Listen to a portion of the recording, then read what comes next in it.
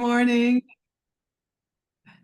Good morning. Happy Friday. Welcome to today's session of Changing the Way We Work for Ontario Family Physicians.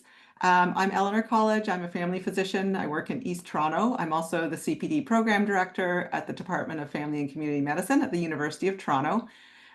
Delighted that we can continue to collaborate with the OCFP to bring you these sessions. Today, we're talking about infectious disease and migraine updates, and I'm going to turn things over to our OCFP president, Dr. Varughese, to introduce the session. Jobin.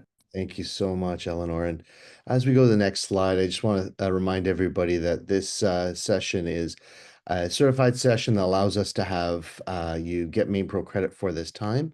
We have a all-star team that are going to have your head spinning but not hurting. And next slide. Just a reminder that if you're watching this after the live session is completed, you still can receive credits. So please feel free to go on the self-learning and earn credits for watching past sessions as well. Next slide. Just wanted to start with our land acknowledgement and a quick reflection. We acknowledge that the lands on which we are hosting this meeting include the traditional territories of many nations.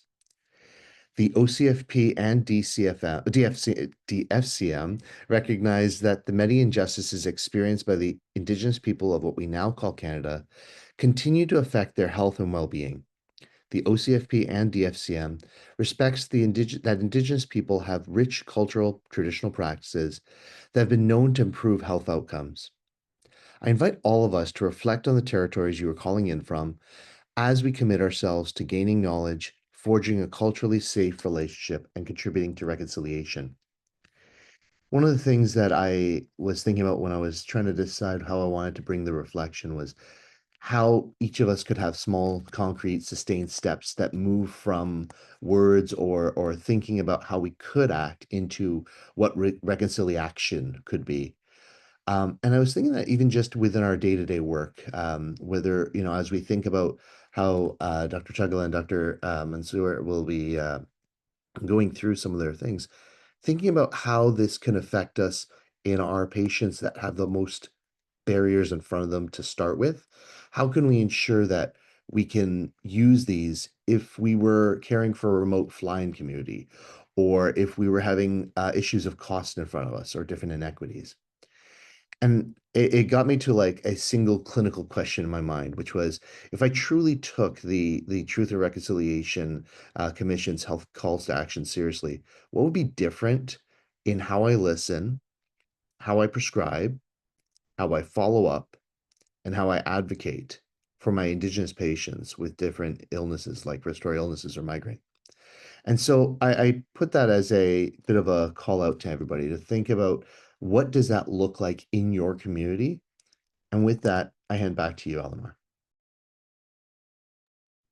Thanks very much, Jobin. And I'm calling in from Toronto, which are the lands traditionally used by the Wendat, the Anishinaabe, the Haudenosaunee, the Chippewas, and the Mississaugas of the Credit. Just to remind everybody that this is part of a series. We have an excellent scientific planning committee that helps put things together, does a lot of work behind the scenes. And if you want to watch any previous webinars, they're available online. Next slide, please. We have two panelists today, and at this point, I'm going to turn things over to each of them to introduce themselves and speak to their conflicts of interest, starting with Dr. Chagla. Hi, everyone. I'm Zain Chagla. I'm an infectious disease physician at St. Joe's in Hamilton and associate professor at McMaster University. I think the conflicts are on the next slide. There we go. My conflicts are listed here. There are some vaccines that I'll be discussing in the presentation, but all of these will be guideline recommended moving forward. Thanks very much, Zain, and turning things over to Dr. Monsou. Thank you for inviting me to speak. I'm Danny Monsou. I'm a headache neurologist, primarily working out of Oakville, Ontario. However, I also provide consulting work at the University Health Network in Toronto for a condition called intracranial hypotension. These are my disclosures here. I will note that some of the medications I'll be discussing are produced by the companies listed here. All of them will be discussed as per monograph and guidelines. Thanks so much, Danny. Turning things over to you, Dr. Varughese. Yes, thanks so much. And so I have a honorarium that I receive as president of the Ontario College of Family Physicians, and I serve as interim assistant dean of primary care education at TMU School of Medicine. Thank you. Great, thanks, Jobin. I've already introduced myself in terms of my honoraria. I received one from the OCFP and then also from some work I do for the University of Toronto and the Foundation for Medical Practice of Education, none of which poses a conflict for today. Next slide, please. Great, so if you're new to these sessions, just a reminder on how to participate. And I'm going to sound a little bit like a nagging mom here, but when it comes to questions, please put them in the Q&A, not in the chat. It's just much easier for us to collate them, and also that it gives people the opportunity to upvote the questions that are of most interest to them. So questions in the Q&A, and then chat for all your welcomes and hellos, which I see are coming in already. Sharing any resources, thoughts, comments. Love to see the chat being active. Next slide, please. So just in terms of the structure for today, we're going to start with a respiratory update, then we'll break for Q&A, then I'll turn things over to Danny for some discussion around migraines, then we'll have Q&A for Danny and any other questions remaining for Dr. Chagla. We'll finish all our main content by 9 a.m. and then if there are lots of questions, then we have the opportunity to extend to 9:15. Great, I think that's all of the introductions. I will turn things over now to you, Zain. Thanks.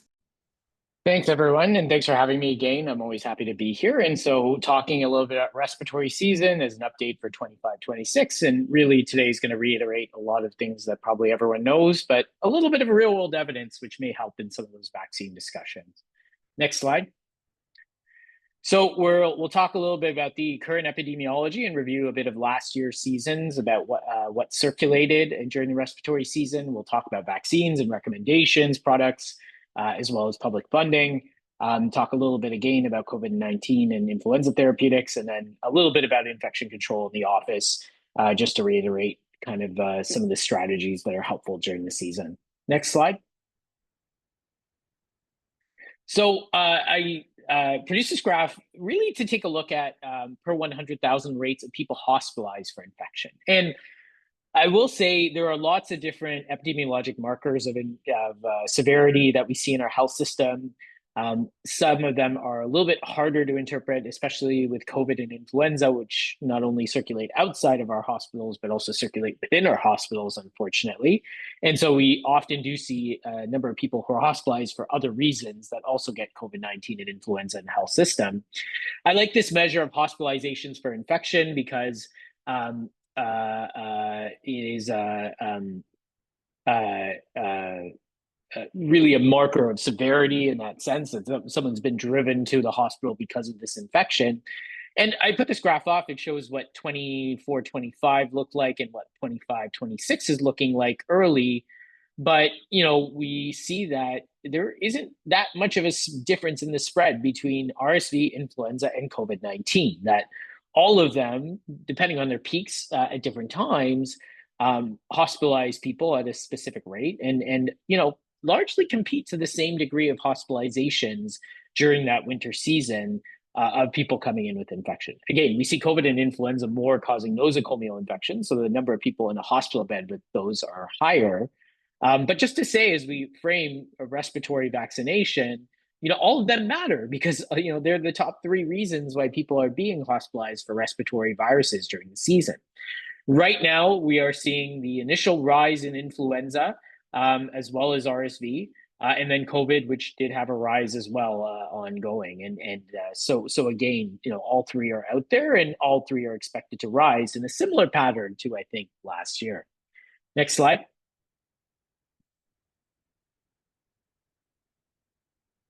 So I'll go through the RSV vaccination strategy. The vaccination is publicly funded for those greater than or equal to 75 years of age period. And for some 60 to 74-year-olds who are in eligible groups that were available in the last couple of years. So those in congregate care settings, dialysis patients, transplant patients, people experiencing homelessness, they are also publicly funded. The latter group, the ones that are of more congregate settings, are largely being given to those settings directly as part of the vaccine campaign. We've been doing this for a couple of years in those settings, so a lot of this is just now catching up to people that didn't get it in the first 2 years or turned of the particular age where it'd be considered.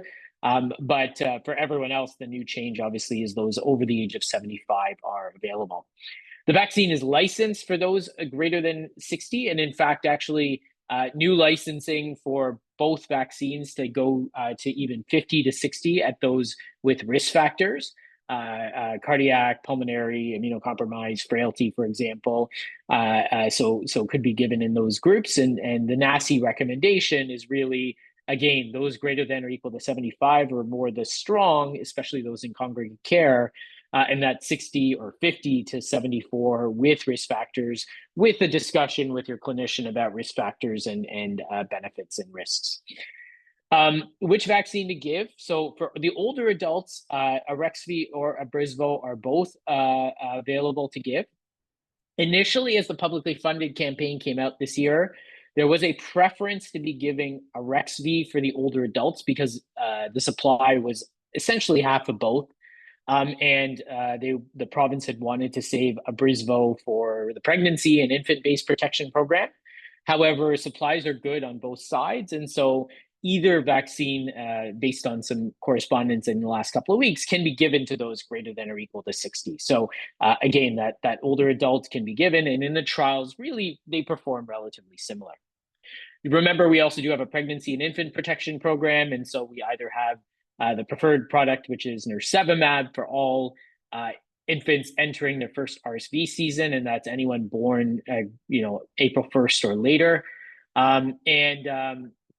For pregnancy, if people do not want to get or want to prefer getting vaccinated in pregnancy rather than the nirsevimab program, the Abrysvo vaccine, the Abrysvo vaccine, remember this is the only vaccine that was trialed in pregnancy, is available for those at 32 to 36 weeks gestation for passive immunity, and again would count as protection for that infant as long as that infant was born 2 weeks or later after the immunization. Next slide. So one of the big questions I get in practice is, what this vaccine has now been around for 3 years. What is it actually doing in terms of a reduction of disease? And so there's 2 big studies that have actually come out in the last 6 months or so. One is a Kaiser Permanente study. So, for those who know Kaiser, it's a Southern California large healthcare network that provides both kind of primary care and tertiary care services, as well as pharmacy services, et cetera. So really an all-in-one program. So really good tracking of across the spectrum patient data. And so they saw in terms of hospitalization and ED visits for first year after getting the RSV vaccine, the vaccine efficacy, the relative vaccine efficacy is about 92%. With risk conditions, again, 92%. For the oldest subgroup, about 95%. For critical outcomes, like ending up in an ICU on a mechanical vent or respiratory failure, about 90%. And those hospitalized with severe disease, i.e. meaning needing oxygen, about 92%. So pretty good in terms of that cohort, in terms of preventing them landing in hospital with RSV. The Danish did a really interesting study. In fact, there's 2 studies I'll mention today, one on RSV and one on flu. And so they did actually a randomized clinical trial. It was open label, and they invited populations to come in and get vaccinated. And those who got vaccinated and those who didn't, they kind of they randomized 1-to-1. And then they just followed them in the community over the year. And they have a really robust health tracking system to kind of look at outcomes over a number of years. And so they ran this study for RSV. Again, they invited, I believe it was in the 100,000 to get RSV vaccine and blinded or randomized another 100,000 to not. And they followed them. They saw the VE for hospitalization, so the vaccine efficacy to prevent a hospitalization, is about 83%. Interestingly, they actually looked at hospital data of, we don't even care for RSV hospitalizations. Just did someone come in with respiratory tract disease for all causes? And they saw actually a vaccine efficacy of about 15%. So that's really interesting that vaccinating for RSV just reduced all-cause respiratory tract disease hospitalization amongst that cohort. And then they actually looked again at, okay, does giving this vaccine reduce all-cause cardiorespiratory hospitalization? So people coming in with respiratory issues or cardiovascular issues during RSV season. And they actually saw a 9% reduction or a 9% vaccine efficacy to reduce cardiorespiratory disease. And so really interesting that, we do know viral infections can lead to cardiovascular events, but a good proof of concept that it's actually happening in practice, that vaccinating people may help prevent those cardiovascular events. Next slide. Influenza vaccine, I won't go over much because I think everyone knows most of the story. So greater than 6 months of age, again, enhanced vaccines for those over the age of 65. There is the live attenuated option. It is private pay. It's a little bit hard to get because the pharmacies don't necessarily want to bring in the entire lot of it, but technically available for those who want another option. And again, has started through all of this. I will say there is a little bit of concern around one of the H3N2 strains within the vaccine this year. That Southern Hemisphere data suggests perhaps some mutations that may escape. Does that mean we don't vaccinate? Absolutely not. There's still H1N1 components. There's still influenza B components. And I think, as I'll show in the next slide, which we can pull up, that even in bad years, we still see significant reductions in hospitalization and death with influenza vaccine. And so this is a meta-analysis that was done on the left by actually McMaster University, by my colleague Mark Loeb and Sergei Yegorov, who saw, across test negative studies, again, through a huge meta-analysis, there was a 42% relative reduction in influenza-associated hospitalization, 36% reduction against influenza-associated death, 51% against pneumonia, 52% against intensive care admission, and 55% against ventilatory support. So, again, it's not perfect, but I think there's still very good data, even throughout year to year, that you still reduce the burden of healthcare utilization from influenza infection, particularly amongst those higher risk groups. And again, I'll go back to the Danish study. So Denmark did a very similar study where they just, again, randomized people. This time they randomized them, older adults, to high dose versus standard dose flu vaccine. So we always have this question is, what's the juice for the squeeze of giving the high dose flu vaccine? And so they randomized about 300,000 people. They followed them for 3 years, and they saw an increased relative vaccine efficacy, so an advantage for getting high dose flu vaccine of about 43%. So again, really important to get those enhanced products into older individuals. And again, they look back at that cardiovascular signal, and they saw about a 5% improvement or advantage for older adults for cardiovascular hospitalizations. Again, not influenza hospitalizations, cardiovascular hospitalizations, by about 5% to get the high dose flu vaccine. And so again, really this proof of concept that, vaccinating people for respiratory virus illnesses not only has a respiratory protection, but probably has cardiovascular protection from preventing myocardial events. Next slide. The COVID-19 vaccine is also available. Again, these are monovalent JN1. The criteria for getting one vaccine is usually those over the age of 65, those with a chronic medical condition, including immunocompromised or other end organ disease, pregnant individuals, those in high-risk communities, and healthcare workers. Next slide.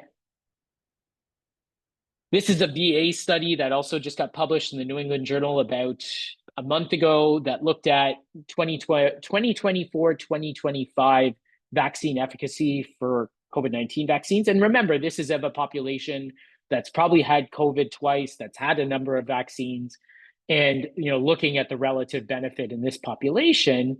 And they still see in that population, again, a VA population, which was a bit more comorbid than the base population, but in every group, in terms of ED visits, hospitalizations, death, and the composite outcome of the three, that there's still an advantage to getting a COVID-19 vaccine versus not getting a COVID-19 vaccine. Are things much better than 2020? Absolutely. But we still see emergency department visits, for example, and those who did get a COVID-19 vaccine when they had COVID, about half ended up in the emergency room. And you can bring that down by about 10, 15%. by just giving a COVID-19 vaccine. In a time and age when we need emergency capacity, that's, I think, an important piece. Next slide. In terms of office masking and infection prevention, again, I think it's not unreasonable for staff to consider masking, especially during peak respiratory season in your practice. If you're seeing a lot of people on a given day that have respiratory illnesses, it's probably something you want to think about throughout all patient encounters, and again, staff masking at the same time. This has the benefit of protecting yourself from your patients, but also protecting patients from you, especially if your staff are coming back to work after being ill for a day or two where they still may be transmissible. Again, symptom triage important in identifying the ARIs and considering environmental controls.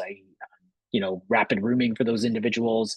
Use office visits for opportunistic vaccination and really, that positive, okay, we're going to get you up to date today, rather than leaving it for another encounter. Environmental controls if available, so improving ventilation by HEPAs or other methods. And really, again, making sure that staff are up to date with their vaccines, they have access to PPE, that there's contingency plans for absenteeism, so staff don't necessarily come back sick and be transmissible to others, and that flexibility is there. Next slide. So key takeaways, triple threat, again, everything will co-circulate. I think we see that all of these do cause significant illness and probably compete in terms of what they would do during the season. So they're all important to vaccinate for. There shouldn't be one or the other. Vaccine remains really cornerstone. Early interventions mattered. I didn't talk too much about Paxlovid, but it's still available through pharmacies with limited use code. Oseltamivir for high-risk individuals. And then considering those layered office strategies moving forward. And with that, happy to answer any questions. Great. Thanks so much, Zain, for bringing us up to speed. Just wanted to ask you a couple of questions that have come up. So actually, the first question from Cynthia, I used to use the CDC site for travel vaccine recommendations, but given the political climate, do you recommend any other comprehensive sites useful for primary care? Yeah, it's a really good question. The CDC site is still not bad right now in terms of monitoring for infectious diseases and mapping for things like malaria and others. So there are other resources. I will say most of them are paid. There are some travel subscription services just can't think of them off the top of my head. But there isn't really a great deal of good resources. I think the UK and ECDC have some, but the CDC is still the most robust of all of those. I haven't seen any degradation in that yet in terms of my travel counseling. So I would still rely on it. Although, again, think about routine vaccines maybe from another source. Great. Thanks very much for that. A question from Ian, and I think you did touch on this, in terms of does the influenza vaccine not match the circulating strain this season? I think you'd mentioned there's some parts that may not match well. Yeah, largely the H3N2 component. So yeah, again, there's still H1N1, there's still influenza B, but the H3N2 component may not be the ideal. And, that is the one that hospitalizes older adults more. We do see H1N1 hospitalizations in older adults, so that's not minimizing it. But yes, that piece may not be ideal. Still worth it to give, though. Again, I think as we see hospitalization outcomes, still better. Great, thanks for that. A couple of questions just regarding the RSV vaccine. Is there evidence that Abrysvo has better efficacy after the first year versus Arexvy? It's a good question. So, the trials, Abrysvo was followed for 2 years, Arexvy was followed for 3 years. They had different outcomes. So that's really the challenge in these head-to-head studies. They measured RSV-associated lower respiratory tract disease differently in both studies, and their numbers did overlap. Again, hard to compare side to side because they're different patient profiles. I will say, I think across most literature, we are seeing, especially in the US, that there's a few other networks that have looked at combined vaccines kind of as what they do. And realistically, both of them seem to have the same effect. So I think, whatever is available, just give to your patient. I don't think there's necessarily a big difference between these vaccines. Great, thanks for that. Another question, and actually I should have mentioned up front that Dr. Wachowski very kindly agreed to join us as well. So he is on the call and has answered a few questions that were written in, and this question might come towards you, Dan. What about pharmacy participation in the RSV public program? What are the obstacles preventing participation? I'm wondering if you could just jump in on that one. Sorry, wasn't meaning to sneak in and take questions today. I was gonna like just do it behind the scenes in the question box. But sure, happy to address that one, Eleanor. Hi, everybody. Briefly, the reason we didn't have it this year is just timing. I think as everybody knows, we have one system of distribution of our vaccines, which is public health units to clinicians, and then a totally separate distribution system to go to pharmacy with all their own independent distributors and channels. And just given kind of the rapidity of how quickly we had to turn around the program this year, there wasn't time to put that pharmacy component in place. I can't promise things for next year, but the expectation is that for next year, we'll have pharmacy on board for this as well. Great, thanks, Dan, for clarifying that. Before we move off the RSV vaccine, quick confirmation here. Is there still a 2-week interval between administering RSV vaccine and other vaccines? I believe not, but No, that was the first season really based on a new vaccine strategy, but lots of good data that they be co-administered. So co-administration is not only is encouraged as part of this. Yeah. Great. And then a couple of questions just regarding who can get the RSV vaccine. Is it appropriate for those that perhaps are under 50 with conditions that would make them immunosuppressed? And somebody commented that perhaps it's now approved for greater than 18-year-olds. So yeah, so this is, so changing landscape, and it's a little bit confusing between both of them. So Arexvy is approved for 50 to 60 with risk factors, 60 plus based on the clinical trial. And just recently, actually, Brisvo was approved for 18 to 60 based on risk factors on another clinical trial. So yes, there is a monograph approval for 18 to 60. The immunocompromised data, there is data for immunocompromised population. Again, they've largely been the 50 plus population. So really a lot of this is, individual discussion, especially with the Brisvo vaccine, which would be the only one that would be indicated for 18 to 50. But yes, you theoretically, there is a monograph indication for that vaccine now. Great, thanks very much. And currently RSV, is it a one-time vaccine or yearly? Yeah, so currently one time as part of the Arexvy clinical trial, they did give a booster after the second year, and they actually saw no benefit in getting a booster shot. So right now it's really considered, again, right now, everything changes like we see with pneumococcal vaccines, but right now considered a single dose vaccine. Great. Now, a couple of questions around COVID vaccines. So first question is still confused about children and COVID vaccines. Any guidance there in terms of what we should be doing with our younger population? So, again, at-risk children certainly considered. For others, an initial series may be very reasonable, and then that may be a single dose of vaccine, considering that most children over the age of 2 have likely been exposed to COVID-19 at some point. But again, most of the ongoing booster recommendations are at risk. So if you are a population at risk, a child that's immunocompromised, has asthma, something along those lines, may be considered in those groups. Great, thanks for that. Another question just around pregnant patients. So this attendee comments, despite encouragement, virtually none of my pregnant patients are in favor of getting COVID vaccine during pregnancy. There doesn't seem to be a public media encouragement of this, so I feel like a lonely voice. Help us understand. Yeah, I agree. It's challenging. The reality is we have a significant amount of pregnant individual data over the last 5 years of COVID vaccines, and so again there is lots of good safety data.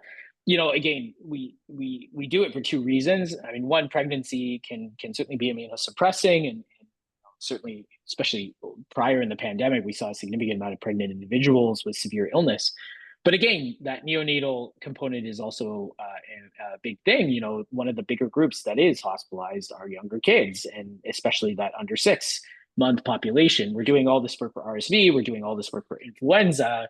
Having a young child get COVID-19, which could happen in the first 6 months of life, is also not benign. And kids, even if it's a mild respiratory illness that causes a croup-like illness, that's still enough to need healthcare utilization and that piece. So yeah, I think that's that. Like, if you're maybe just linking it to, you're not necessarily just doing this for yourself, you're doing this for your baby. And COVID is probably the #1 circulating illness out there still in terms of outside of certain parts of respiratory season. And so, there's a pretty good likelihood they would be exposed at some point in the first 6 months of life.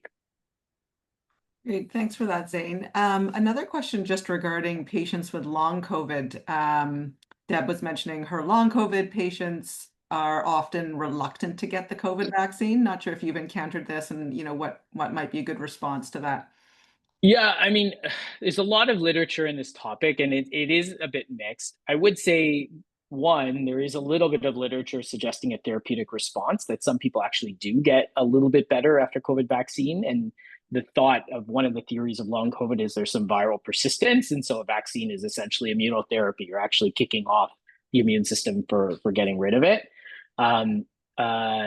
The second, probably is that, the literature around people who have long COVID, who improve and then get COVID again, suggests that they do get a relapse of their symptoms, maybe not as bad, but can certainly step backwards. And so that might also be an encouragement step to say, you know what, COVID isn't going away. You may be exposed at another point in the next year. If you've made improvements, do you want to go backwards on that? But again, it's individual. A lot of these patients are very traumatized from their illness and their health experiences. And so it does involve a lot of counseling for sure. Right. Thanks, Zain. A question here, should all adults with asthma be encouraged to get COVID vaccines? Thinking the answer I think that's very yes. reasonable. Yeah. Again, we encourage them to get flu vaccines. If they're of the right age, we're encouraging them to get RSV vaccines. COVID is still a circulating respiratory. If it's nothing else but a circulating respiratory illness, that's still something that can cause an asthma flare. Right. Yeah. And then what is the official primary series interval for COVID vaccines at this point? Yeah. So and again, this, I will have to think of this off the top of my head, but again, most of this has changed with the recognition that most people who are not young have seen at least a COVID infection in their lifetime. And so a single dose is essentially a primary series. I believe under 2 is still considered naive. And so they would need a full series of vaccines in that sense, but I would have to double check that part. Okay. I'm going to ask you a couple more questions and then we'll turn things over to Danny, just because I want to make sure we have time for his talk and questions, and there'll probably be a few left in the Q&A if you don't mind taking a peek at those. But actually, just to slightly change gears, there's some questions here around the Prevnar 21 vaccine. I don't know if you could comment on should we be giving that instead of Prevnar 20 in at-risk groups, or when is it indicated?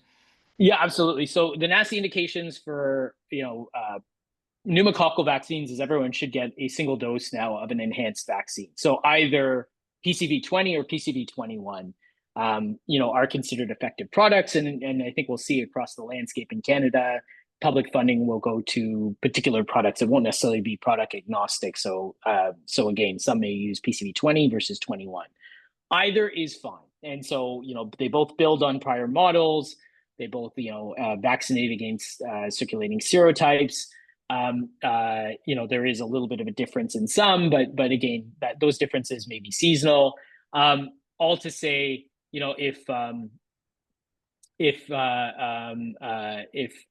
whatever vaccine is available for that individual is fine. If they want to get Prevnar 20 through their normal system, that's fine. If they want to get a prescription for PCV21, that's fine. It's not publicly funded now. And I think Dan just put something in the chat. There's going to be an update on the Ontario schedule next year about pneumococcal based on the Epi in Ontario.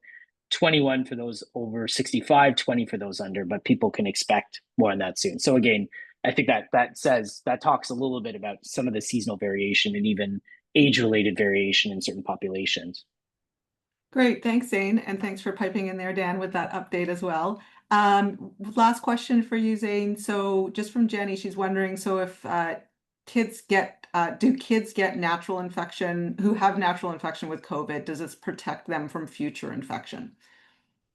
So, again, the large answer is, I mean, you do get some temporizing immunity from infection, but again, as variants change, as the virus evolves, it's not lifelong. That's the same with adults, and so theoretically, people are being reinfected somewhere in the 2 to 3 year interval, and so they're expected that they may get it again and again and again, milder hopefully, but will get it again and again and again from that standpoint. So especially if they're at risk, it's an important part to consider as part of that vaccination strategy. Great. Thanks so much, Zain.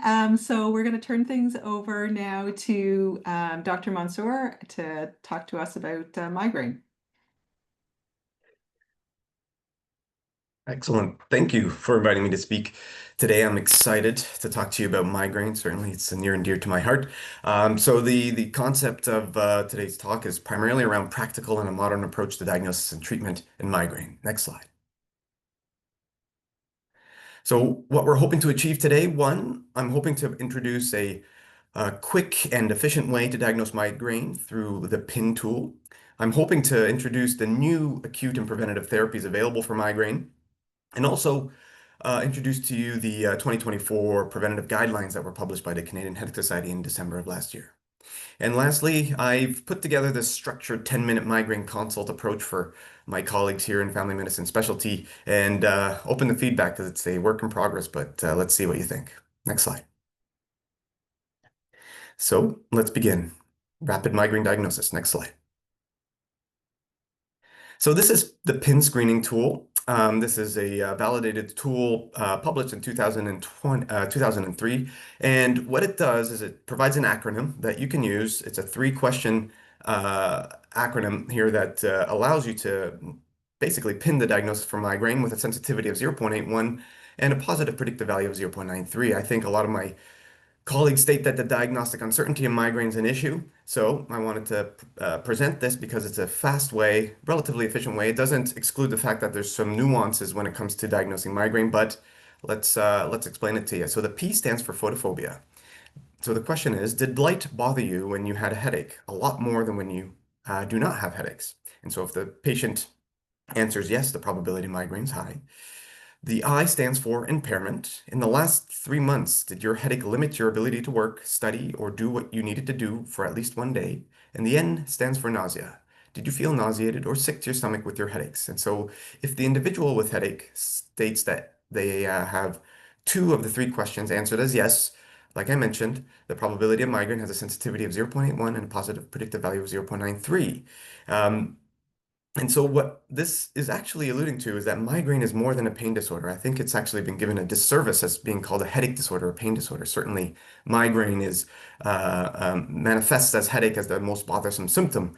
But what I would challenge you to do next time you see a patient with headache is to conceptualize migraine more of a sensory processing disorder rather than a pain disorder. And what this will allow you to do is think of the questions a lot more differently, right? Not focusing in on the quality of pain or the location of pain, but how disabling is it? What other associated symptoms are accompanying this pain? And that really is what the migraine is defined by, as it is a whole brain disorder rather than just a disorder of trigeminal nucleus sensitivity. Next slide. So let's jump into the CGRP era. This has been a renaissance of migraine treatment since 2018 here with the advent of a lot of these therapies. So I wanted to introduce them to you. Next slide. So what is CGRP? Well, calcitonin gene-related peptide, or CGRP, is ubiquitous throughout human physiology. It is predominant in the central nervous system, and it coats the trigeminal nociceptive system. It coats the central, the nervous system's vasculature. It also coats the mast cells located in the neuroinflammatory centers. And so what was discovered is that CGRP is made in exceptionally higher amounts in those with migraine. Its receptor is uniquely sensitive to CGRP.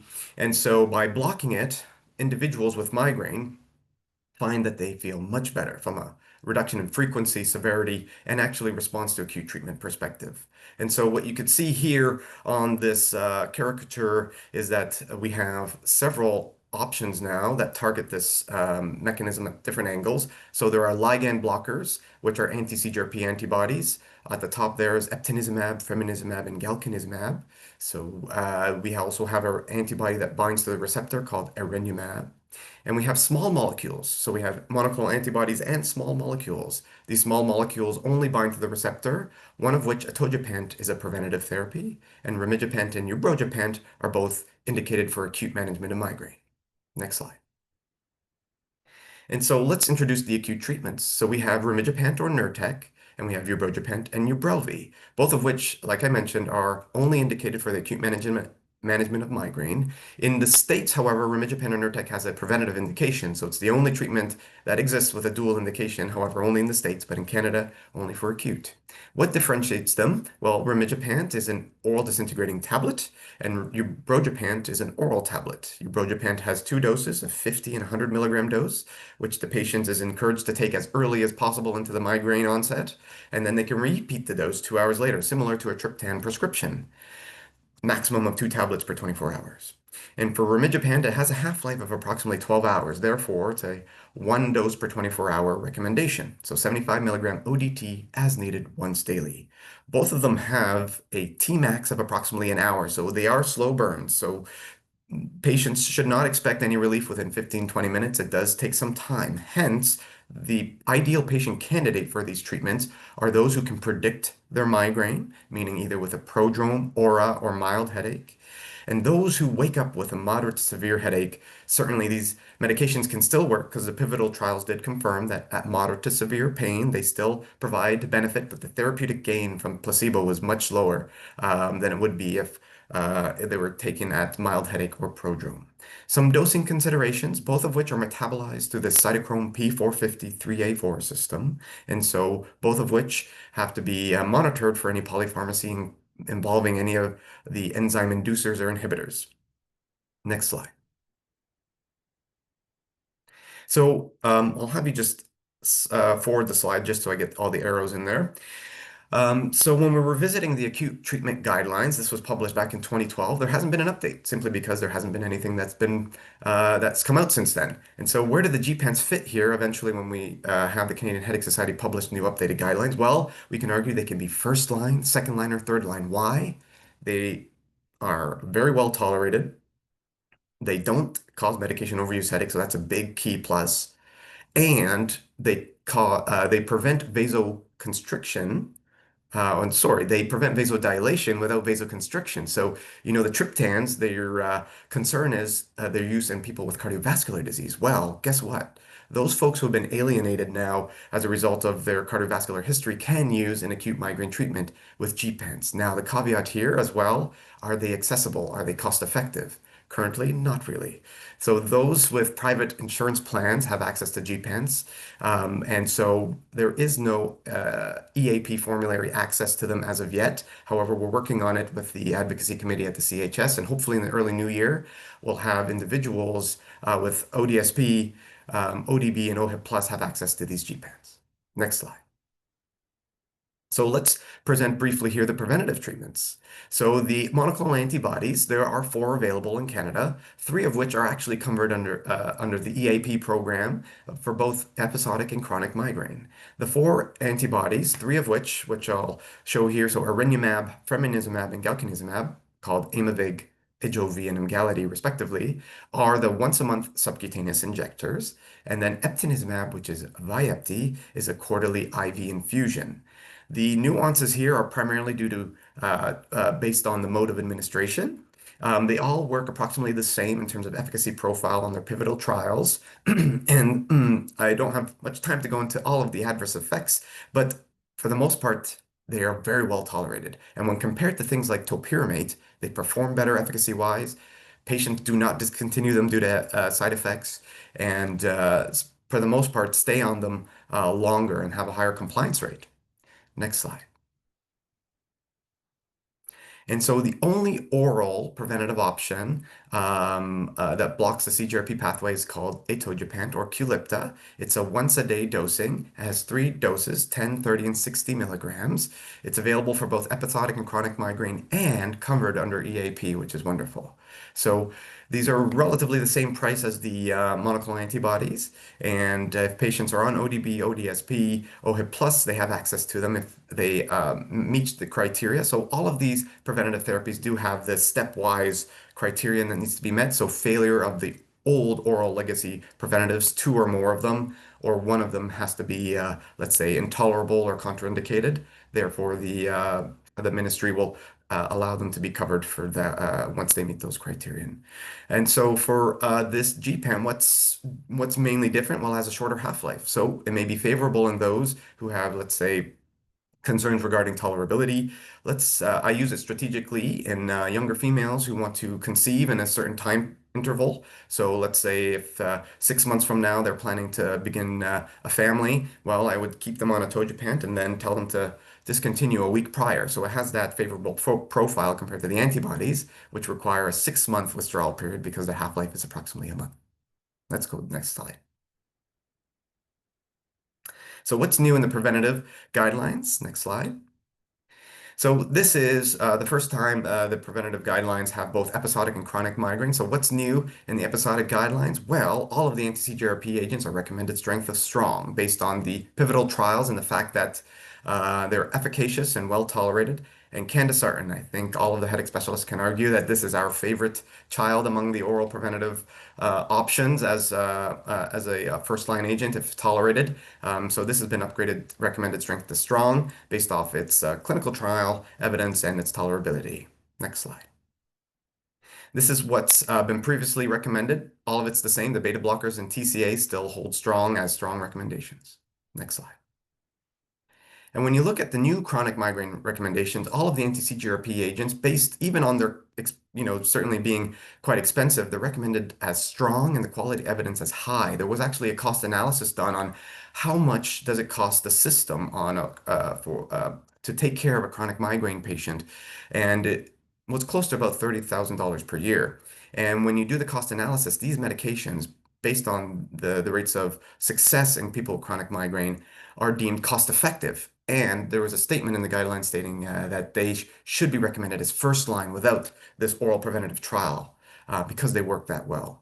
And when you look at old oral preventative options, propranolol is still recommended as strong and topiramate downgraded to weak, primarily because it was compared to atogepant and erenumab on a head-to-head trial and performed poor from an efficacy perspective and tolerability perspective. Topiramate, if you ask me in real world sort of clinical practice, does it still work well? It does, but the tolerability is quite poor, hence why its nickname is Dopamax, right? The cognitive effects from it. Next slide. And gabapentin downgraded to weak. It's not recommended based on its poorly designed clinical trials as well as its mixed evidence. Next slide. So I want to introduce in my last couple of minutes here a free resource which we put together by the Canadian Headache Society. It's completely free. I liken it to that orange or purple book we all walked around with during our training for internal medicine tips and tricks, and this is our version of that for migraine. So the sections include referral to a headache specialist, acute therapies, preventative therapies, and transitioning back to our family medicine specialist colleagues once they're stable on these anti-CGRP agents. So that QR code brings you directly to a PDF version of it. Feel free to download it, print it, bind it, decorate it, whatever you want to do with it. So next slide. And so this is what I'm going to try and do in the next couple of minutes here is introduce a migraine patient consult in 10 minutes. So a practical step-by-step approach. Next slide. So this is the roadmap here over a span of 10 minutes. Let's see if it's realistic. Next slide. So the first minute, you're going to run through red flags. Mind you, if one of the patients say yes to one of these red flags, it's going to go beyond 10 minutes. I'm mindful of that. But the acronym that we use in the headache world to separate primary from secondary headache, because safety is paramount when discussing headache with a patient, is called the SNOOP mnemonic. S stands for systemic symptoms and signs. N stands for neurologic deficits. O stands for onset peak within a minute, so AKA thunderclap headache. The second O stands for new headache in an older individual over the age of 50. The last 6 P's stand for the evidence of papilledema. I don't know how good everyone's fundoscopy is, but certainly if you identify it, straight to the emerge, certainly to rule out intracranial hypertension. The last 5 P's include postural, so near and dear to my heart, orthostatic headache is indicative of intracranial hypotension. Precipitated by Valsalva, which suggests a posterior fossa lesion or intracranial hypertension. New headache in pregnancy, and progression from episodic to chronic headache in a unusually fast manner. And if the neurologic exam is normal and headache is stable, no imaging is indicated. Next slide. Step 2, let's diagnose migraine using the PIN tool that we discussed. Right, this can replace that long ICHD-3 criteria that we usually use. Next slide. Step 3, we're going to start to optimize acute therapy. I always encourage folks to just pick one among these categories. So the categories are pick one from NSAIDs, pick one from triptans, and pick one from gepants to have in your repertoire. So you don't have to sort of think too quickly about what to choose. And you also want to keep in mind limiting acute meds to less than 14 days a month for any non-migraine specific analgesics. Triptans should be used less than 8 days a month. And gepants, because they do not cause medication overuse headache, we kind of ask patients to take it whenever they feel a migraine onset without any relative restriction per month. Mind you, the monograph states that there's no safety data beyond 15 days a month of use. However, you can extrapolate that there's a daily gepant for prevention that you could, in theory, off-label, use these acute gepants more than 15 days a month. Next slide.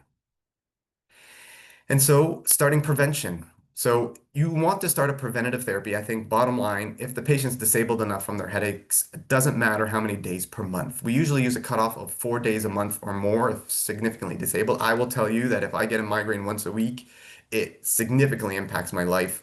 And so I would certainly consider prevention if that's the case.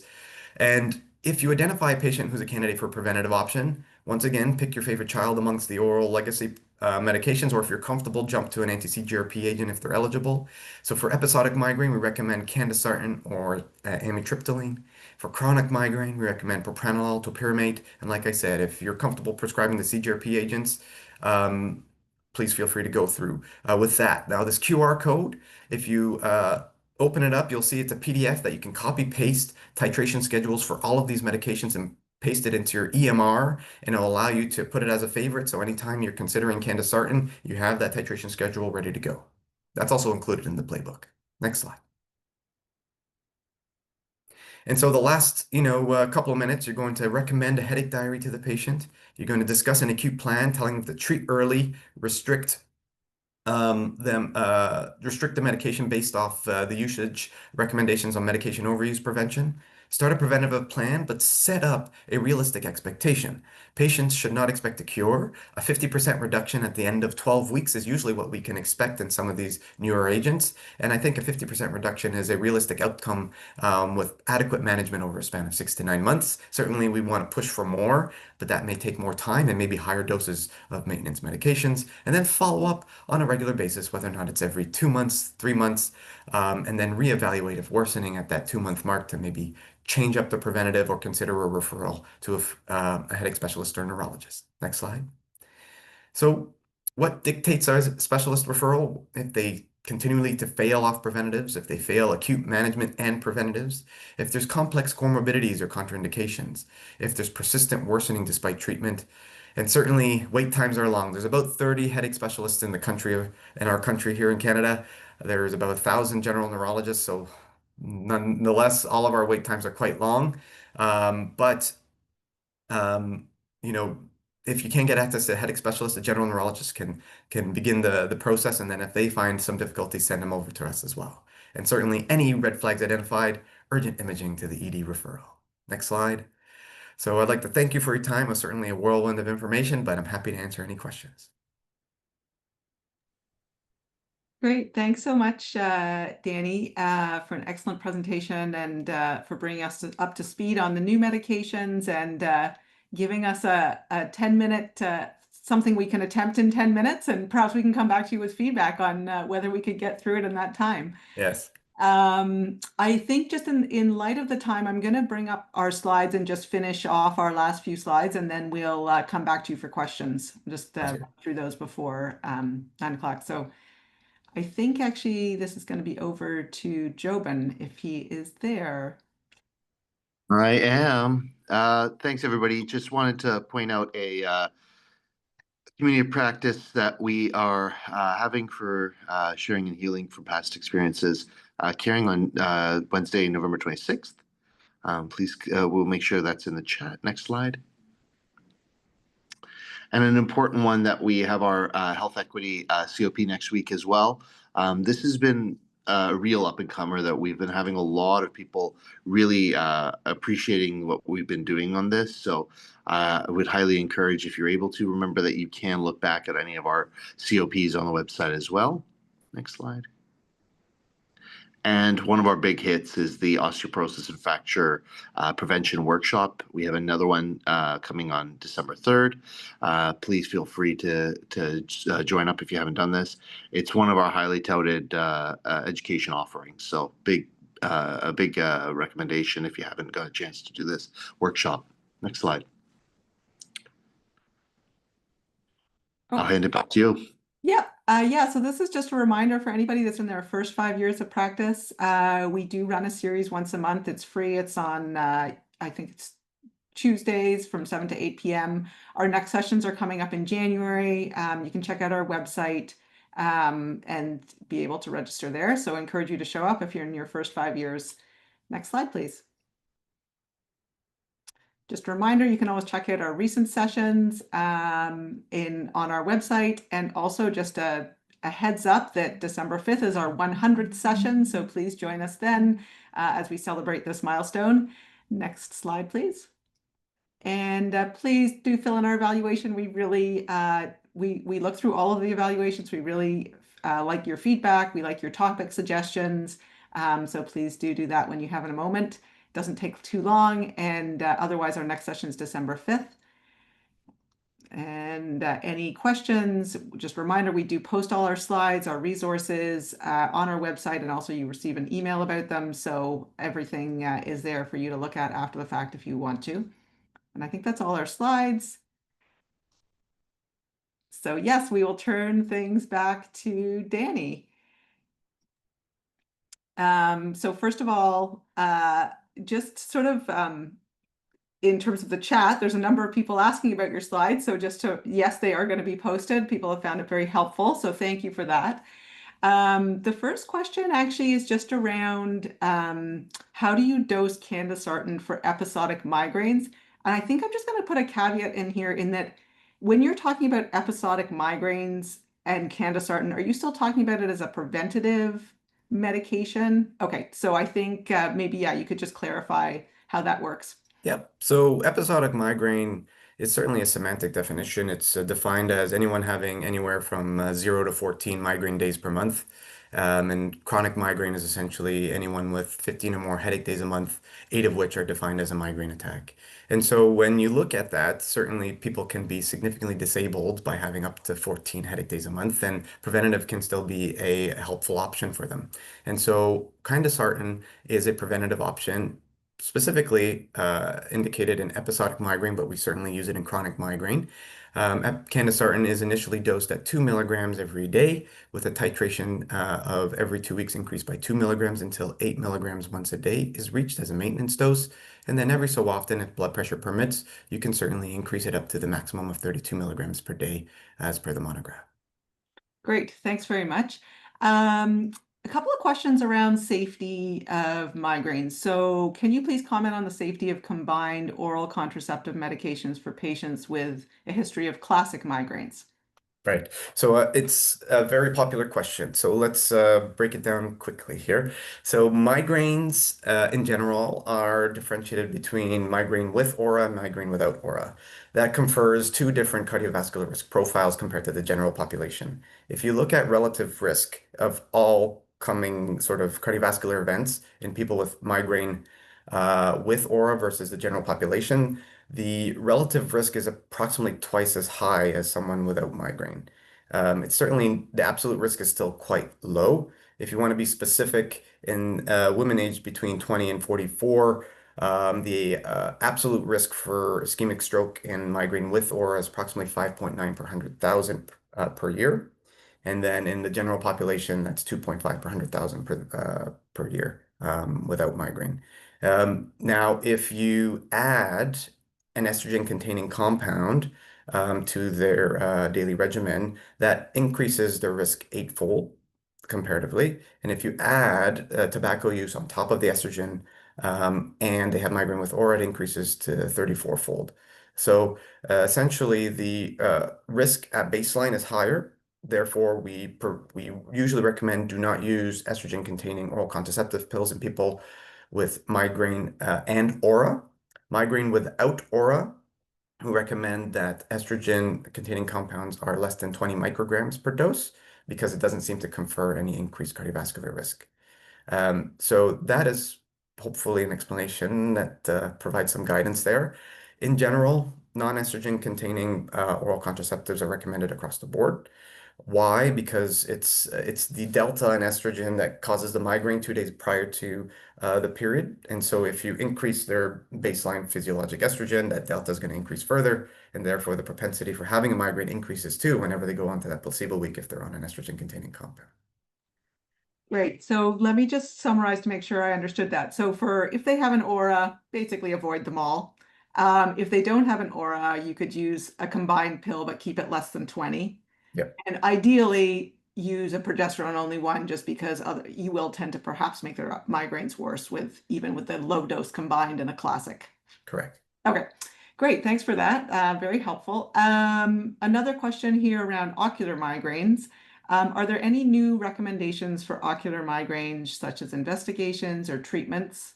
I've had several postmenopausal women who've had these in the past and still get them every few months into menopause. And although their typical symptoms are duration of 20 minutes and no headache, they're worried about stroke risk. So I think that the individual there is trying to define migraine with aura or visual aura. So ocular migraine is actually not a diagnosis, and I see it quite a bit in our referrals. So ocular migraine is, for the most part, a misnomer. There is two types of visual aura phenomena that can happen. One is called retinal aura, which is a monocular aura. So the aura is isolated to the retina.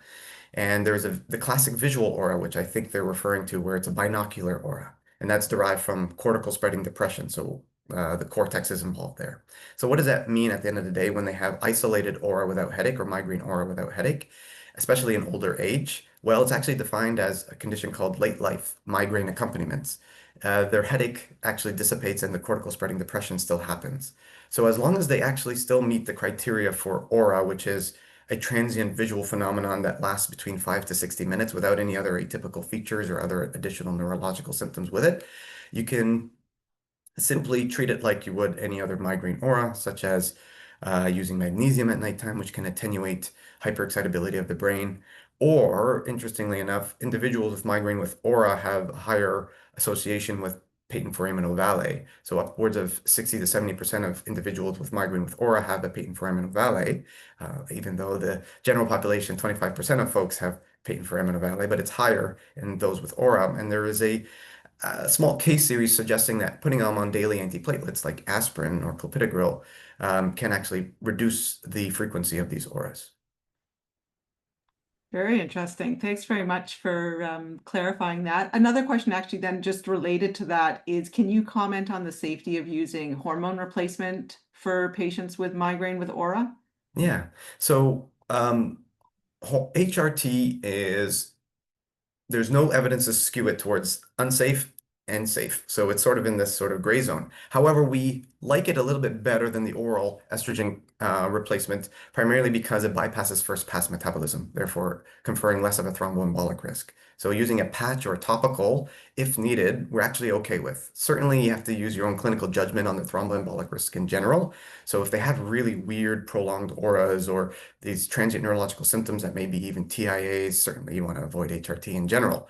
But in someone with a very classic presentation of migraine, we actually are okay with it.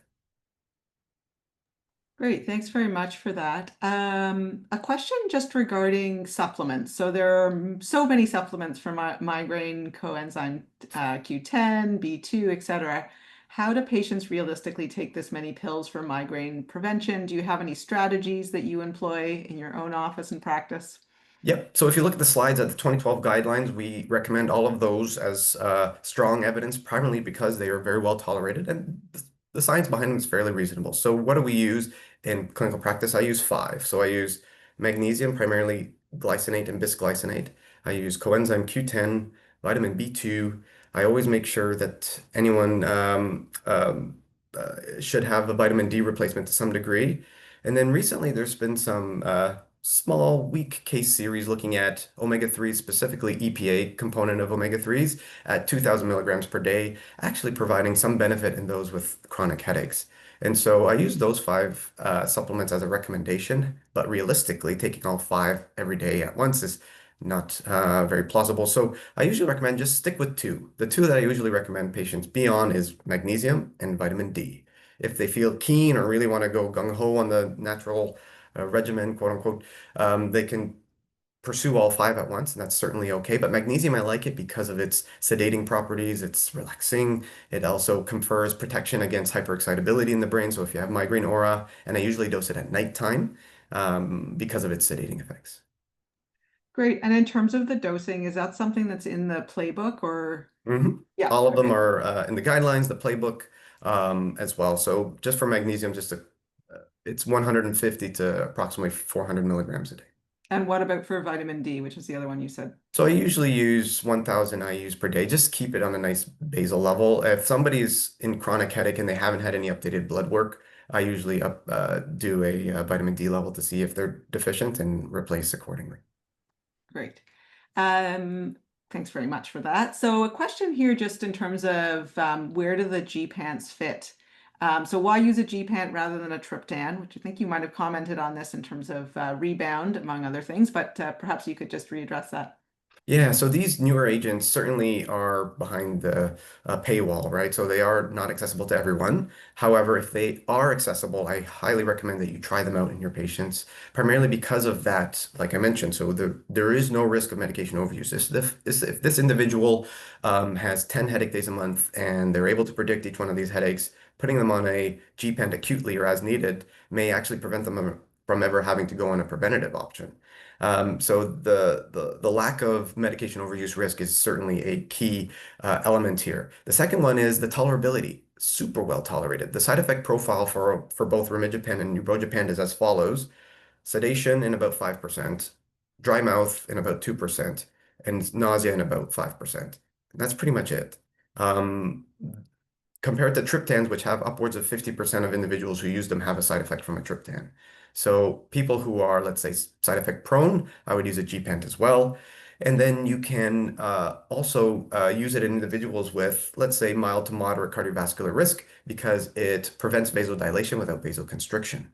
And the short half-life also is favorable if you want to block CGRP, if you're worried about an individual with a moderate degree of cardiovascular risk so they can discontinue it quickly and it's out of their system. So it has three, let's say, major benefits there. I would not use it in someone who's conceiving, pregnant, or breastfeeding because there's no evidence of safety. Great, thanks for clarifying that. And a question regarding G-pants, can they be used in kids and teens? So there's no pediatric indication as of yet. So any use in pediatrics is off-label. That's an easy answer then. It's always nice to have a straightforward response there. A question regarding the use of Botox.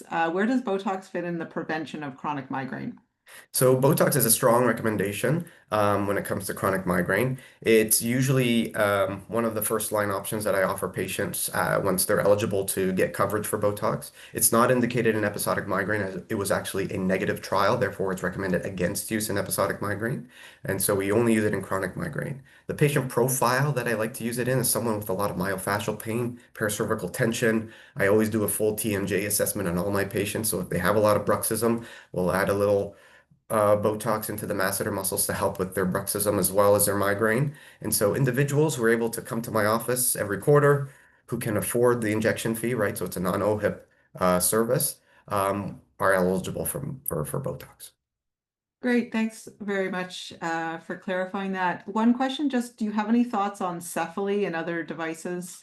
Yeah, I did a full talk on neuromodulation for Migraine Canada. I'm also on YouTube for that if you want to go watch it. But essentially, the neuromodulation devices that are indicated have Health Canada indication. There are two what are called extra trigeminal nerve stimulators, Cephaly, and one is actually produced out of BC, so we have our own Canadian one called Hedaterm, Headaterm, and it's produced by a company called Emiterm in BC.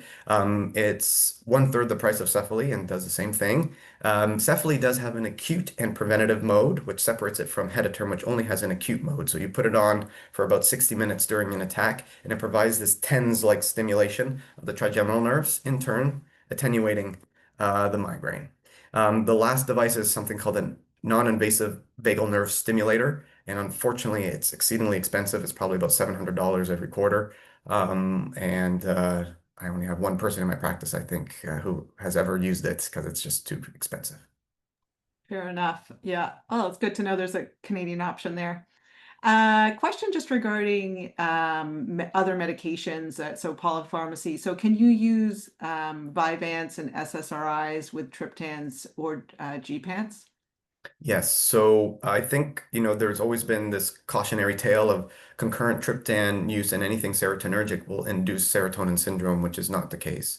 Certainly, if someone's on a TCA plus SSRI plus Wellbutrin and ondansetron, and then you put them on triptans, yeah, you're going to confer increased risk. But if they're on a monotherapy SSRI, the use of concurrent triptans is completely safe, and we do it all the time because migraine and anxiety is highly comorbid. Now, gepants free reign, right? As long as there's no metabolism issues like through the thiochrome P450-3A4 system, then concurrent use with serotonergic medications is completely safe, primarily because it doesn't act on the serotonin system. It's a completely migraine-specific mechanism. Great. And what about some of the ADHD medications? I think they're asking about Vyvanse. Totally safe. I've had both experiences. Patients who have diagnosed ADHD start Vyvanse, migraines get better, and then the complete contrast where they start it and it gets worse. So I can't really predict who is going to be who's going to get worse on Vyvanse versus not, but it's always worth a try. Great. And just a follow-up question in terms of the gepants. You mentioned the cytochrome P450 system. Are there some common medications that do interact just for us to know about or have a heads Yeah. up on? Absolutely. So ketoconazole, clindamycin, verapamil, those are the only three. The other ones are very oddly, very scantily used, like what do you use, like phenytoin and things like that. But those are probably the top three. Great. Thanks very much. So a question here, do you have a patient-friendly headache diary? It is hard to have a patient commit to completing one, and any management tips for patients with both tension and migraine symptoms? Double question, sorry. That's okay. I can answer both. So the Canadian Migraine Tracker is designed by Migraine Canada, which is a patient advocacy group. It's free. And so it's pretty simple to use. It uses a severity schema using color system. So 1 is green, 2 is yellow, 3 is red. So it's simple for patients to identify mild, moderate, severe pain. It presents a nice graphical depiction of their total headache days per month to the provider once they come to your office. So it's a very simple way to keep track of your migraines. It can also map out menstrual cycle as well if you want to sort of find that pattern. So Canadian Migraine Tracker, I highly recommend that. And then the question regarding tension type of migraine can use another 20-minute talk, but what I encourage you to do is not think of them as two concurrent primary headache disorders. It's probably migraine on a spectrum of pain. And so you're probably seeing a patient who's having milder headaches versus their more moderate to severe attacks of migraine. And I don't think there is a condition that we can call migraine tension type phenotype. It sort of runs on a spectrum. So in anybody with what you think is tension type and migraine is probably just migraine. So the bottom line is just treat them as migraine and they'll feel better. Great, thanks very much for that, for both those answers. That's very helpful. A question here, have you been seeing, it's actually related to our infectious side of things, have you been seeing an increase in any neurologic type symptoms post-COVID vaccination? Example, paresthesias, restless leg type syndrome, neuropathy. So my practice is 100% headache, so I don't really see general neurology cases, but I do see headaches associated with the COVID virus itself and the vaccine. So both of which I've experienced in my clinic, both of which are an unusual phenotype. It can be migraine, it can be nonspecific, and it usually presents in what we call a new daily persistent headache-like phenotype. So there's this entity called new daily persistent headache, which is not well elucidated in terms of mechanisms, but it's well defined as in it occurs after a precipitant, whether or not it's a viral infection, vaccination, new medication, or sometimes just spontaneous. Great, thanks very much. So a question here, well, first a comment, wonderful to hear from Dr. Monsou. Please comment on suppressing hormonal shifts in patients with hormonal components to their migraines, which is most of them. Yes, exactly. So upwards of 60% of females with migraine will have a menstrual-related migraine pattern. And is there a path for them to have menstrual suppression as a way to treat their migraine? And the answer is yes. But I would sort of actually preface that by saying patients with migraine without aura, right? And so, yes, can you use like continuous oral contraceptive pill to suppress their period to prevent them from having a breakthrough menstrual related migraine, which is usually a more severe phenotype? Yes, you can. And so hormonal suppression is something that we can recommend in individuals with very, let's say, severe menstrual migraine that's refractory to any other treatment. Great, thanks very much. A couple of questions around the supplements. Why magnesium bisglycinate as opposed to oxide or citrate? Yeah, so oxide, citrate, malate usually have a lot more GI symptoms than bisglycinate and glycinate. Citrate has all the data, so I will preface that if you look at the guidelines, it will say magnesium citrate. However, in our clinical practice, most of us will use a glycinate or bisglycinate, primarily because it has more GI tolerability. Great. And somebody had asked about the nutraceuticals again, and I just would refer them to the playbook in terms of the dosing, because I think you've popped it in there. Question just around these newer migraine immunotherapy medications. Is it appropriate for us as family physicians to be prescribing these, or should these be managed by specialists, just acknowledging that access to neurology, as you pointed out, can be challenging? Yeah, and I would begin by discussing this by broaching the subject by saying that these are probably the safest biologics you'll ever use in your practice. One, they require no lab follow-up. Two, they don't confer any immunosuppression. Three, they're very well tolerated. Four, they work really well, so patients are going to love you. So it's one of those things where, you know, if you're comfortable after doing your own sort of research, coming to one of our OLAs, or even just, you know, asking me to talk to you about it, I'm happy to sort of introduce these medications to you. And our playbook goes through it in detail on what to look out for in terms of risks and what patient profile are let's say ideal for this. And a lot of my family medicine colleagues in North Ontario, where there's no specialists, use these medications frequently and have found them to be relatively easy to prescribe. The only problem is the administrative burden can increase. You know, they have a special authorization form, but thankfully we've also in the playbook outlined all the patient support programs associated with these medications. So you're able to actually contact them and say, hey, can you just help me out? And they're more than happy to do most of the paperwork for you. Great, that's amazing to hear. And just to confirm, for the newest migraine medications, are there any cautions around driving or operating machinery? So Gepants have a small risk of sedation, specifically the Qulipta. So I always encourage patients to take it at nighttime and just caution them that if they are feeling sedated during the daytime, just use their own clinical judgment. Otherwise, there are no restrictions on driving. Great, thanks very much. So a question, if someone's on a Gepant for prevention and still had significant symptoms, are there any combination treatments that you would recommend? Yeah, very good questions. So combination treatment is something that we use very commonly in our practice, primarily because we get the most complex of the complex. And so we call this layering of preventative therapy. And how I approach layering is that I have a mechanism that I'm targeting with one preventative, and then I try and target the migraine at a different angle. So whether or not I have a Gepant on board, let's say as a preventative, I'll probably add in Botox if they're eligible, or I'll add in a beta blocker or candesartan and see if I can nip the migraine a different mechanism. I try not to layer similar mechanisms. So if I want to layer or add a combination therapy, I'll try something a little bit different. Great, thanks very much. Just noticing the time, we have 1 minute, so I'm going to throw 2 questions at you. First of all, hopefully a straightforward one. Any role for Tylenol with caffeine? Yes, in pregnancy. Okay. Yeah. And last question, is there any role for diet modification in migraine therapy? Absolutely. Every single patient who comes to my clinic, I give them a lifestyle educational session. We all want our patients to exercise more. We all want our patients to eat healthier. Just it's not realistic in today's world. And so sticking to like strict diet and exercising 3 days, 4 days a week, I think is putting unrealistic expectations on our patients, even though we know it will work. There is no migraine diet that exists.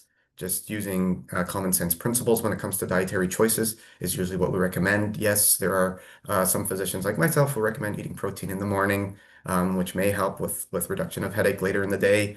But just keeping it clean, avoiding headache triggers, food triggers that you're aware of, is usually what we recommend. Great. Well, thank you so much. We'll stop there. We could go on, but maybe we'll just have to bring you back at some point. There's a few questions still remaining, but hopefully folks can have a look at your slides and also the playbook. So thanks very much for your conversation and presentation today. Also, thanks to Dr. Chagla and Dr. Wachowski. And see you guys hopefully all on December 5th. I hope everyone has a wonderful weekend and take care.